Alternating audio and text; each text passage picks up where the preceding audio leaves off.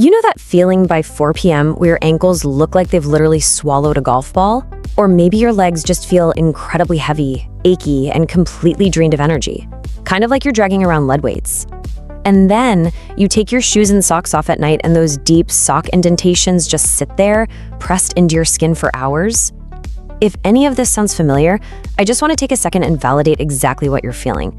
It is so incredibly uncomfortable, and honestly, it can make you feel trapped in your own body. A lot of us just brush this off as, oh well, I'm just getting older. But in this explainer, we're going to unpack exactly what the clinical data actually says about this.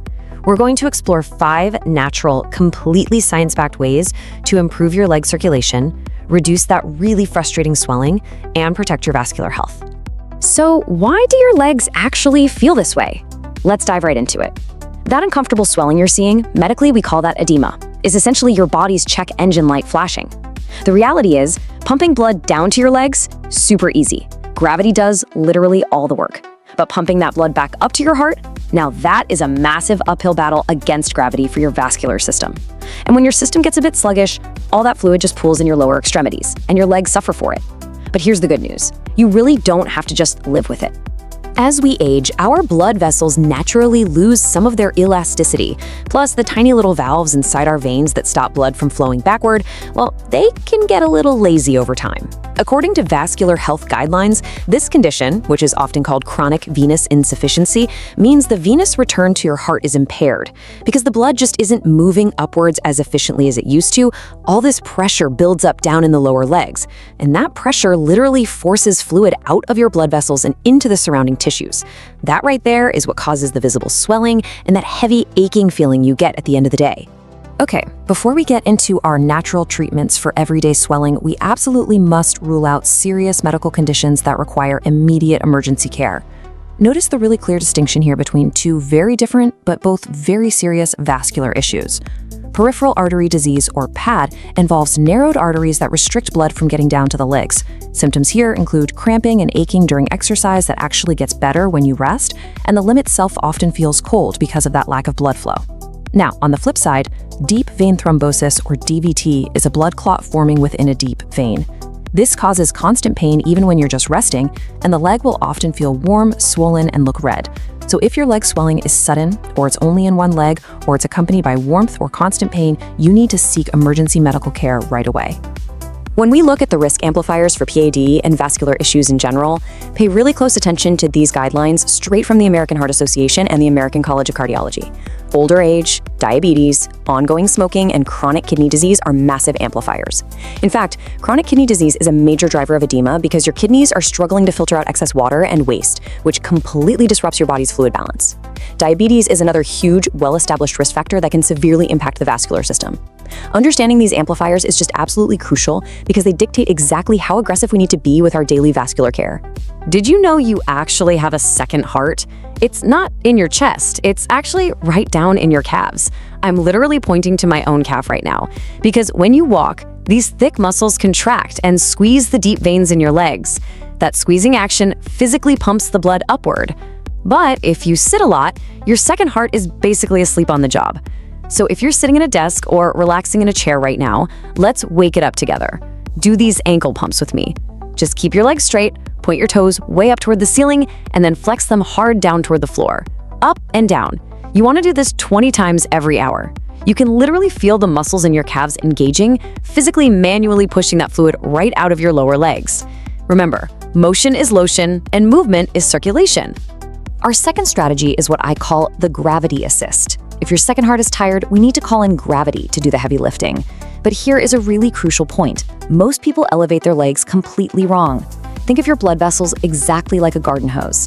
When you sit in a recliner and prop your feet up on the ottoman, sure, your legs are up, but your hips are bent at a sharp angle. You are literally kinking the garden hose at your hip. That restricts blood flow and can actually make your swelling worse. Proper elevation requires a true gravity assist. You need to lie flat on a bed or a couch, place a couple of pillows under your calves so your legs are perfectly straight and elevated above the level of your heart. When they're above your heart, the hose is completely unkinked and gravity effortlessly pulls all that fluid right back to your central circulation. Your blood vessels have this incredible built-in mechanism to control flow. Warmth causes vasodilation, meaning the vessels physically expand, rushing fresh oxygenated blood right into the tissues. Cool temperatures cause vasoconstriction, shrinking the vessels and squeezing out the stagnant old blood and fluid. And you can totally use this to your advantage with a contrast shower. So at the end of your shower, just spend 2 minutes doing a contrast rinse on your legs. Warm water for 30 seconds, then cool water for 15 seconds. Alternate this 3 or 4 times and always end on cool. This simple hydrotherapy technique acts as a literal physical flushing mechanism for stagnant blood. Strategy 4 is all about thinning the traffic on your vascular highway. Think of your blood vessels as a massive highway system. If you're dehydrated, your blood cells get sticky and clumped together, and boom, you've got a traffic jam. Drinking plenty of water keeps that traffic moving smoothly. Also, as we age, our bodies produce less nitric oxide, which is the molecule that tells our blood vessels to relax and widen out. But by eating foods rich in dietary nitrates, like beets, spinach, and arugula, your body actually converts them into nitric oxide. This naturally opens up those blood vessels. A daily glass of beet juice or having a big spinach salad is quite literally like opening up an extra lane on your circulatory highway to let all the traffic flow freely. Sometimes, despite our absolute best efforts, our veins just need some external physical help. This is where graduated compression therapy comes into play. These garments are specially designed to be the tightest right at the ankle, and then they gradually get looser as they go up the calf. This specific pressure gradient physically forces the pooled fluid upward and stops it from settling in your ankles throughout the day. In fact, the clinical literature points out that graduated compression stockings with a 20 to 40 millimeter of mercury pressure have been shown to significantly reduce edema and the pain caused by chronic venous insufficiency. However, I need to pause right here. I really need you to listen closely to this next part. While compression socks are absolutely wonderful for venous swelling, they can be incredibly dangerous if you have peripheral arterial disease or severe diabetic neuropathy. If your arteries are already narrowed by PAD, forcefully squeezing them from the outside with compression socks can cut off your blood supply entirely, and that can lead to severe tissue damage or even worse. Doctor approval is absolutely mandatory here. Please never just buy compression socks off the rack. Always ask your doctor, is it safe for me to wear graduated compression socks based on my arterial health? And what specific pressure do you recommend? The single most important takeaway from this entire explainer is this: you are the boss of your circulation. Seriously, you do not have to accept heavy, aching, swollen legs as just a normal, unavoidable part of getting older. Your circulatory system is incredibly responsive. By employing these daily assists, like activating your calf muscle, using gravity properly, flushing the vessels, staying hydrated, and using safe compression, you are taking active, manual control of your health and keeping those legs feeling energized. I want to leave you with a question to really think about. When do your legs feel the heaviest during the day? Is it mid-afternoon or is it right before bed? Take a moment to just reflect on your own symptoms, and more importantly, will you try those simple ankle pumps or the unkinked gravity assist tonight? Try to apply just one of these techniques today and just see how much lighter you feel. Thank you so much for joining me for this explainer. Keep that blood flowing, and as always, keep learning. Thank you for your time. Subscribe for more health education. Like the video and share it to help others stay informed.